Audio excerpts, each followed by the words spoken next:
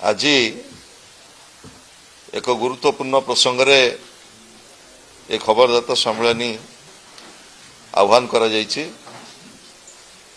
मु प्रथमे कृतज्ञता एवं धन्यवाद जनइबी आपण माने उपस्थित थिबारु। आम सहित अछंती आम मीडिया सेल रो प्रमुख लेलिन महांती महोदय एवं उपस्थित अछंती डॉक्टर प्रियव्रत माझी महोदय।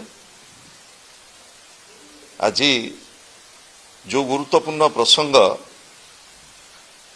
आमे उपस्थापन करने को जाऊँ, ये प्रसंग ओडिशार 70% जनजीवन को प्रभावित करिछि। आमर जनसंख्यार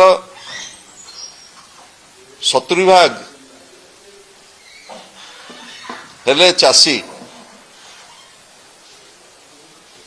एवं ये चाषी कूल आज संपूर्ण